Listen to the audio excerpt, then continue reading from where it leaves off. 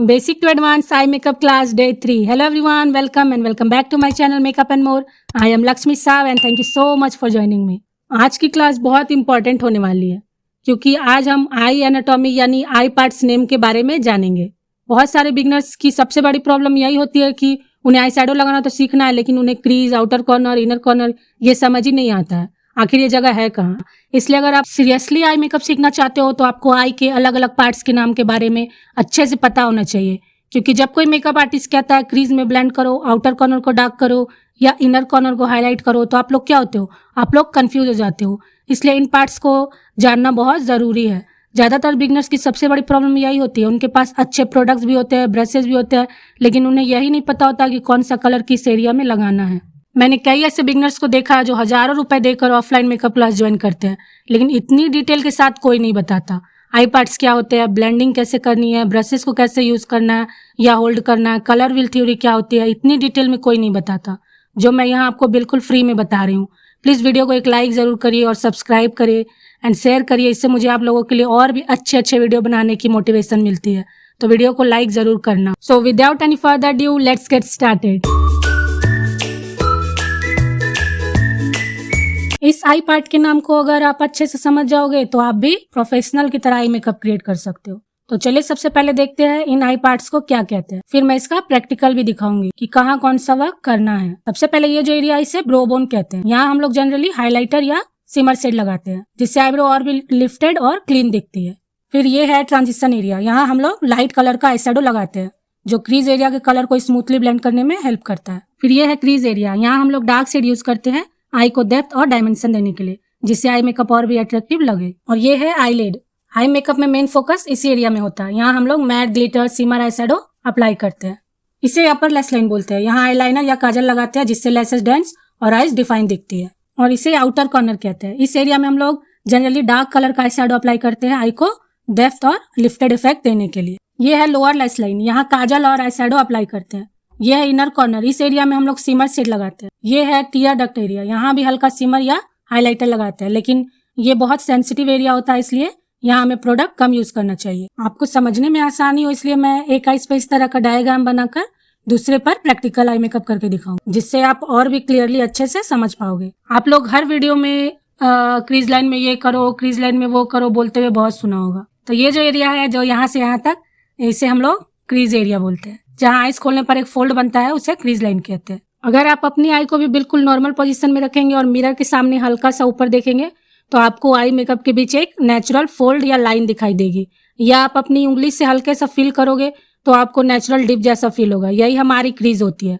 बहुत सारे beginners crease और आईलिड को सेम समझ लेते हैं, लेकिन आईलिड नीचे होता है और क्रीज उसके ऊपर वाली फोल्ड होती है, यहाँ से यहाँ तक। हर आई मेकअप लुक यही से स्टार्ट होता है, चाहे पार्टी आई मेकअप हो, ब्राइडल आई मेकअप हो, कट क्रीज आई मेकअप हो, हेलो आई मेकअप हो। हर लुक में क्रीज का बहुत बड़ा रोल होता है, क्योंकि यही से हमारी ब्लेंडिंग स्टार्ट होती है।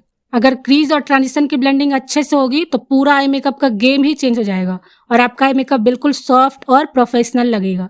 अगर यहीं पर ब्लेंडिंग खराब हो गई तो आप चाहे कितना भी अच्छा और महंगा प्रोडक्ट यूज कर लीजिए, लुक पैची ही लगेगा। इस एरिया में यूजुअली हम लोग डार्क शेड अप्लाई करते हैं आई मेकअप में थोड़ा डेप्थ क्रिएट करने के लिए। अब जानेंगे ट्रांजिशन एरिया के बारे में। क्रीज एरिया के थोड़ा ऊपर को हम लोग ट्रांजिशन एरिया कहते हैं, यहाँ से यहाँ तक। इसमें हम यूजुअली लाइट शेड का यूज करते हैं। अगर इस एरिया में हम अच्छे से ब्लेंडिंग नहीं करेंगे तो क्या होगा, हमारा आई मेकअप अननेचुरल और हार्श दिखता है। तो बहुत से बिगनर जो हमारे यहीं पर कंफ्यूज हो जाते हैं और उनका आई मेकअप जो है पैची लगने लगता है। तो ट्रांजिशन एरिया और क्रीज एरिया में एक स्मूथ ब्लेंडिंग करना बहुत इंपॉर्टेंट है। बहुत सारे लोग क्या करते हैं, ट्रांजिशन शेड को पूरा ब्रो बोन तक लेके चले जाते हैं। ऐसा बिल्कुल नहीं करना। ट्रांजिशन शेड को हम उसी एरिया में रखेंगे और अच्छे से ब्लेंड करेंगे। और एक टिप, ट्रांजिशन शेड कभी भी बहुत डार्क नहीं होना चाहिए। मैं आई शैडो पैलेट में दिखाती हूँ आपको। देखिए ये डार्क ब्राउन है तो इसका लाइटर शेड जो होगा वो ट्रांजिशन शेड है। मान लीजिए आपने एक डार्क ऑरेंज शेड क्रीज में लगाया है तो हमें देखना है इसका लाइटर वर्जन क्या है, येलो या इस तरह का लाइट ब्राउन। अगर पिंक है तो इसका ट्रांजिशन शेड देखना हमें लाइट पीच या लाइट पिंक। अगर पर्पल है तो लाइटर वर्जन होगा लाइट पिंक और पर्पल। इस तरह आपको देखना है डार्क शेड का लाइटर वर्जन, वही होती है हमारी ट्रांजिशन शेड। और हाँ, ब्राउन एक ऐसा ट्रांजिशन शेड है जो हर कलर के साथ ब्लेंड होता है। अगर आपको कुछ समझ में ना आए तब आप ब्राउन से स्टार्ट करना, इसलिए हमेशा लाइट शेड से स्टार्ट कीजिए, इससे आपकी आई मेकअप प्रोफेशनल और ब्लेंडेबल लगेगी। अगर आप लोग ट्रांजिशन शेड और क्रीज लाइन की ब्लेंडिंग अच्छे से नहीं कर पाते हो तो नेक्स्ट क्लास हमारा ब्लेंडिंग के बारे में ही है। इस क्लास में मैं ब्लेंडिंग की सारी टेक्निक, ब्लेंडिंग कितने टाइप की होती है, ब्लेंडिंग कैसे करते हैं, सब कुछ नेक्स्ट क्लास में कवर अप करने वाली हूँ। इस क्लास में ब्लेंडिंग को लेकर जितनी भी प्रॉब्लम है बिगनर्स को, सब सॉल्व हो जाएगी। हमारी आइज का जो सबसे बाहर वाला कोना है उसे आउटर कॉर्नर कहते हैं। क्या कहते हैं? Outer corner. अगर बिल्कुल आसान भाषा में कहूँ तो आउटर कॉर्नर हमारी आई मेकअप की शैडो एरिया होती है। जैसे फेस पे कॉन्टोरिंग करते हैं ना, वैसे ही आई मेकअप का ये हमारा कॉन्टोरिंग पार्ट होता है आउटर कॉर्नर। यहीं पर ज्यादातर डार्क आई शैडो लगाते हैं। जब हम आउटर कॉर्नर पर डार्क शेड लगाते हैं तो हमारी आइज ज्यादा डिफाइंड, लिफ्टेड और अट्रैक्टिव लगती है। अगर आप लोगों ने नोटिस किया होगा तो लगभग हर आई मेकअप लुक में आउटर कॉर्नर पर थोड़ा डार्क कलर जरूर होता है, लेकिन बिगनर्स क्या करते हैं, पूरा डार्क या ब्लैक कलर एक ही बार में उठाकर आउटर पे कॉर्नर पे रख देते हैं और उसे पूरा आईलिड तक फैला देते हैं। ऐसा नहीं करना, हमें थोड़ा थोड़ा प्रोडक्ट लेकर ही ब्लेंड करना है। और हाँ, जो कलर हम क्रीज और ट्रांजिशन में लगाते हैं, सेम उसी प्रोसेस से हमें यहाँ भी कलर ब्लेंड करना है। ये है आईलिड। यहीं पर हम लोग मैट आई शैडो, सिमर, ग्लिटर सब लगाते हैं। हम लोग डायरेक्ट अगर आईलिड पर सिमर अप्लाई करते हैं तो सिमर का इंटेंसिटी अच्छे से नहीं दिखती है, इसलिए जब हम कोई मैट आई शैडो के ऊपर सिमर लगाते हैं तो कलर ज्यादा पॉप आउट होकर दिखता है। अगर आप लोग सिर्फ सिमर ही लगाना चाहते हो तो वैसे भी आप लगा सकते हो। और ये है आइस का अंदर वाला हिस्सा, इसे हम लोग क्या कहते हैं? Inner corner. इनर कॉर्नर यहाँ जनरली हम लोग लाइट या सिमर शेड अप्लाई करते हैं, जिससे आईज ज्यादा ब्राइट और फ्रेश दिखती है। फिर हमारा ये अपर लैश लाइन। आईलाइनर हमेशा लैश लाइन के जितना करीब हो सके उतना करीब लगाएंगे। आईलाइनर ऐसे नहीं लगाना है कि लैश लाइन के बीच स्किन दिखाई दे। अगर आप बिगनर है तो स्टार्टिंग में बहुत थिक आईलाइनर मत लगाना, पहले पतला और थिन लाइन से प्रैक्टिस करेंगे। अगर आईलाइनर नहीं लगाना है तो डार्क ब्राउन या ब्लैक आई शैडो लगा सकते हैं इस तरह की एंगल ब्रश से। और ये नीचे वाले लाइन को लोअर लैश लाइन कहते हैं।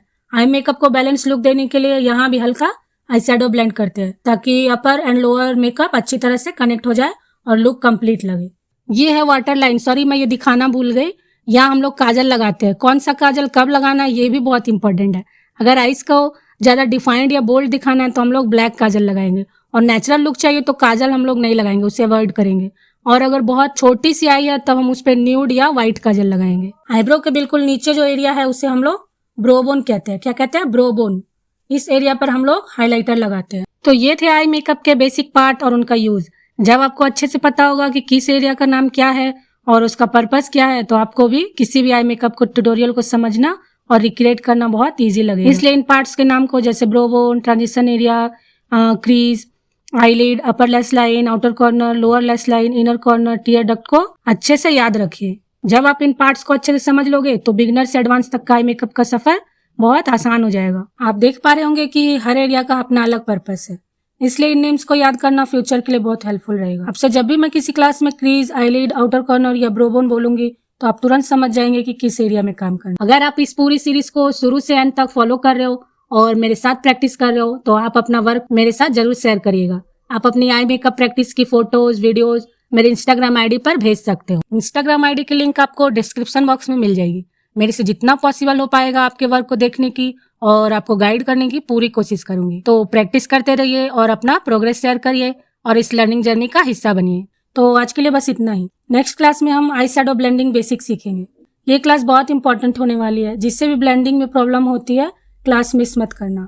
तो इस क्लास में आप लोग ब्लेंडिंग में प्रो होने वाले हो। तो अगर आज की क्लास हेल्पफुल लगी हो तो वीडियो को लाइक करना, चैनल को सब्सक्राइब करना और नेक्स्ट क्लास के लिए बेल आइकन को जरूर प्रेस करना। तो मिलते हैं नेक्स्ट क्लास में। बाय।